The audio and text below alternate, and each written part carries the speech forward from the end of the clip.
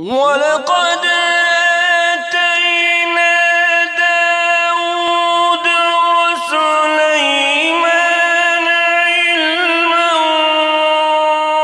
وقال الحمد لله الذي فضلنا على كثير من عباده المؤمنين.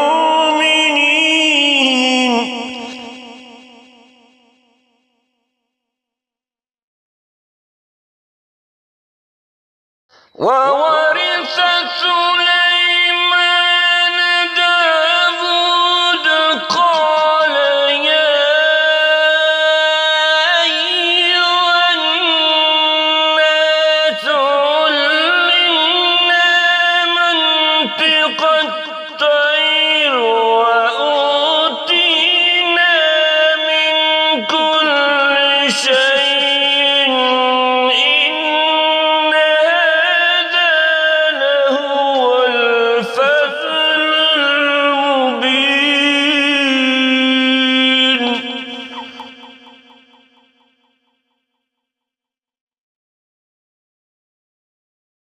وحشر لسليمان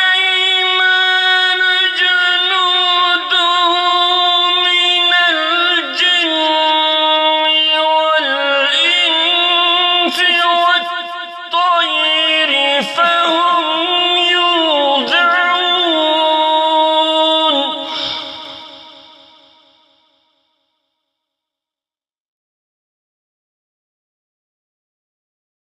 حتى إذا أتوا على واد النمل قالت نملة يا أيها النمل ادخلوا مساكنكم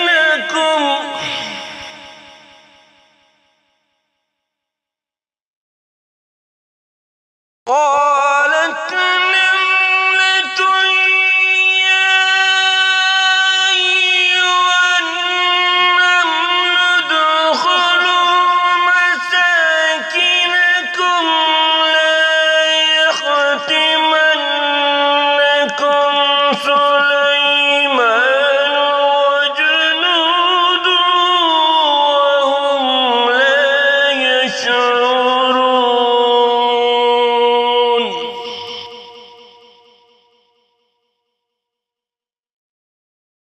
فتبسم ضاحكا من قولها وقال رب أوزعني أن أشكر نعمتك التي أنعمت علي وعلى والدي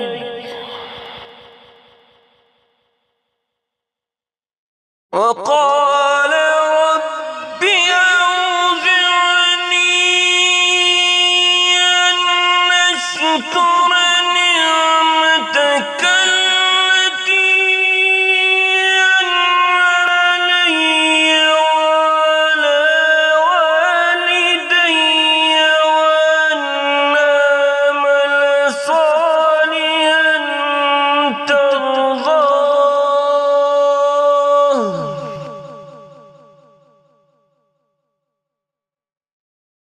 أن أعمل صالحا ترضاه وادخلني برحمتك في عبادك الصالحين.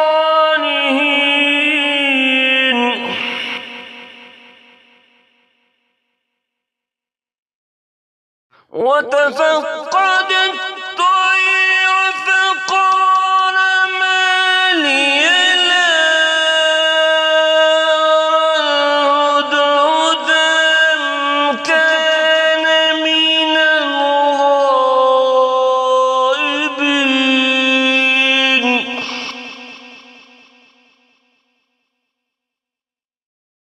لأعذبنه عذابا شديدا أو ليعذبنه أو ليأتيني بسلطان مبين.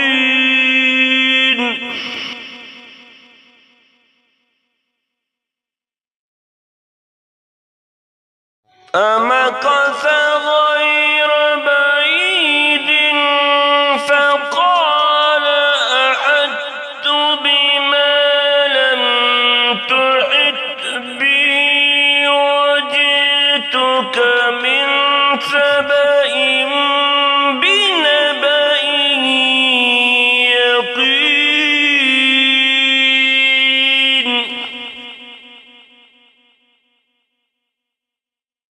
إني وجدت امرأة تملكهم وأوتيت من كل شيء ولها عرش عظيم.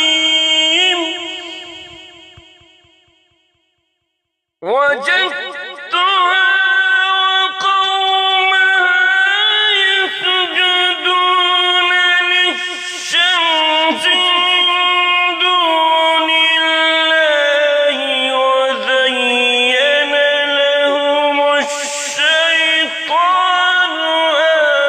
أعمالهم فصدهم عن السبيل فهم لا يهتدون.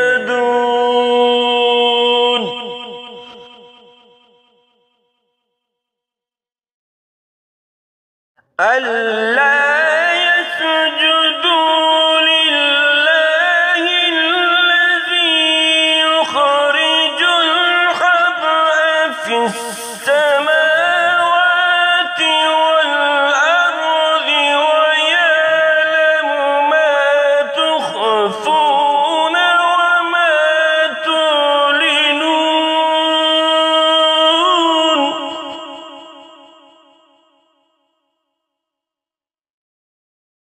الله لا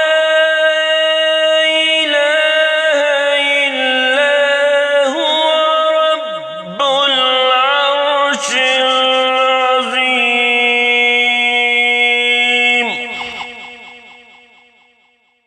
قال سننظر أصدقت أم كنت من الكاذبين.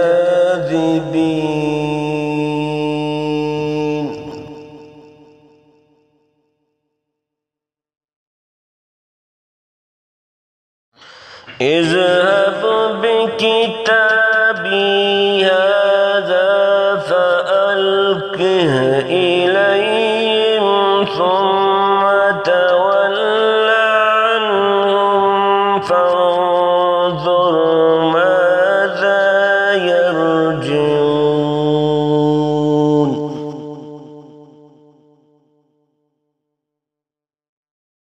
قالت يا أيها الملأ إني ألقي إلي كتاب كريم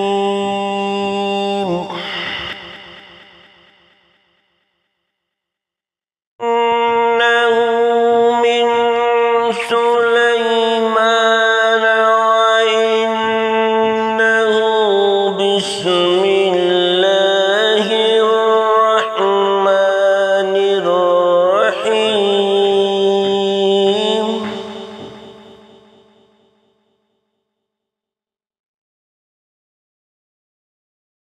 ألا تعلوا